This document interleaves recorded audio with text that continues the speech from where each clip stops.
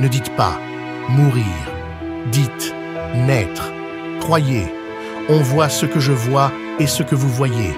On est l'homme mauvais que je suis, que vous êtes. On se rue au plaisir, au tourbillon, aux fêtes. On tâche d'oublier le bas, la faim, l'écueil, la sombre égalité du mal et du cercueil. Quoique le plus petit vaille le plus prospère. Car tous les hommes sont les fils du même père. Ils sont la même larme et sortent du même œil. On vit, usant ses jours à se remplir d'orgueil. On marche, on court, on rêve, on souffre, on penche, on tombe, on monte. Quelle est donc cette aube? C'est la tombe. Où suis-je? Dans la mort. Viens, un vent inconnu vous jette au seuil des cieux. On tremble, on se voit nu, impur, hideux, noué des 1000 nœuds funèbres de ces torts, de ces maux honteux, de ces ténèbres. Et soudain, on entend quelqu'un dans l'infini qui chante, et par quelqu'un, on sent qu'on est béni, sans voir la main d'où tombe à notre âme méchante l'amour, et sans savoir quelle est la voix qui chante. On arrive homme, deuil, glaçon, neige, on se sent fondre et vivre, et d'extase et d'azur s'emplissant, tout notre être frémit de la défaite étrange du monstre qui devient dans la lumière un ange.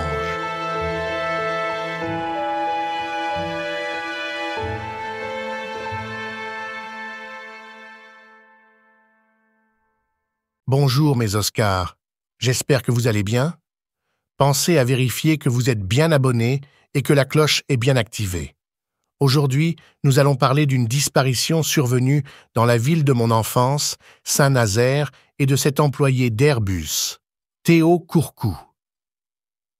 Théo, 21 ans, a quitté son travail à l'usine d'Airbus à Montoire, vendredi 1er décembre, à 18h20. Il n'a plus donné signe de vie. Son véhicule, une Citroën C4 grise, a été retrouvé inoccupé sur le parking en bordure du Brivet, près du pont de Saint-Nazaire, rue Pierre-Loti, à Montoire. Le jeune homme était porteur d'un gant noir, d'une doudoune sans manches noires et d'un sweat à capuche gris foncé. Le téléphone de Théo a borné pour la dernière fois à Méon-Penhoët, un quartier de Saint-Nazaire, près de l'église Saint-Joseph de Méon. Il est blond aux yeux bleus. Il mesure 1,75 m pour 70 kg. Depuis plus de nouvelles, mais où est donc Théo?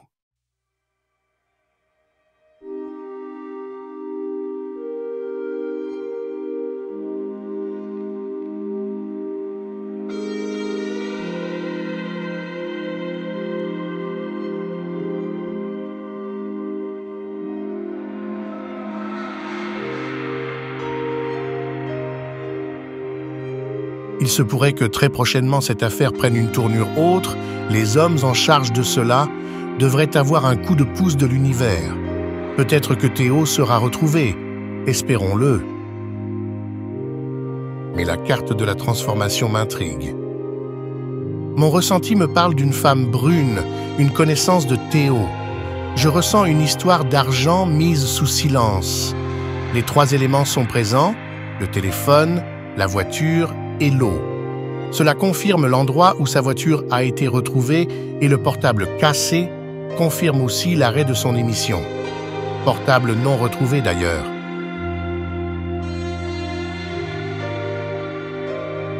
Théo avait des projets, ce que confirme la carte du bonheur, et son évolution professionnelle est en expansion.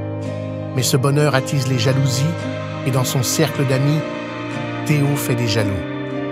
Sa petite amie ressort et je ressens qu'elle est très attachée à lui.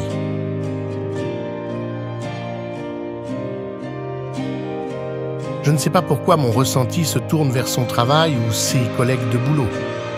Une relation au sein de son travail qui a pris une mauvaise tournure? Je n'en sais rien, mais je pense que les autorités devraient vite faire le rapprochement avec sa disparition.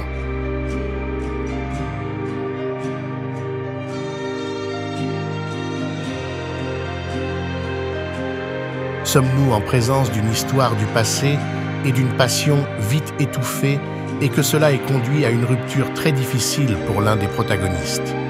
Je ne sais pas, mais j'ai la sensation de tromperie, d'une faute qui a fait beaucoup de dégâts.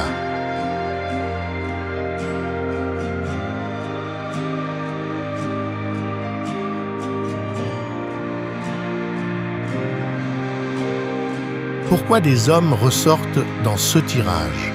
Surtout avec des intentions malveillantes, pour Moya comme un guet-apens ou une affaire de chantage suite à cette relation. L'argent revient encore, ce n'est pas clair du tout.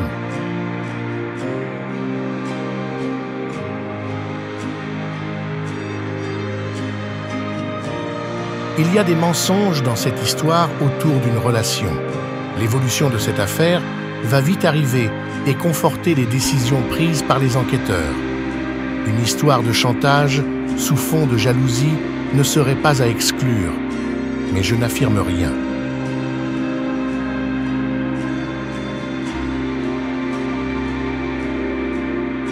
Cette affaire tourne pour moi autour d'une rencontre et d'une personne jalouse qui n'a pas accepté. J'ai aussi le mot « vengeance » sur la personne de Théo. Il a tendu la main à cette personne, mais a été trahi. Pour moi, il est toujours là, mais dans une situation pas très confortable, la carte de la transformation ne me plaît pas.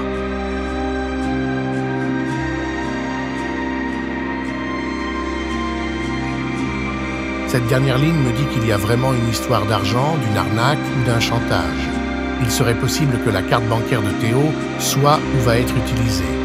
Cette affaire est malsaine. Je prie pour lui. Toute personne susceptible d'aider à le retrouver peut contacter la gendarmerie de Montoire de Bretagne au 02 40 45 50 17.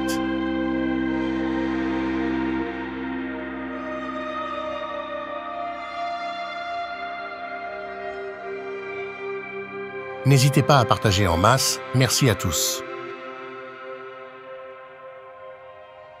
Merci à tous pour votre soutien et vos commentaires. Bonne journée et à bientôt. Gratitude.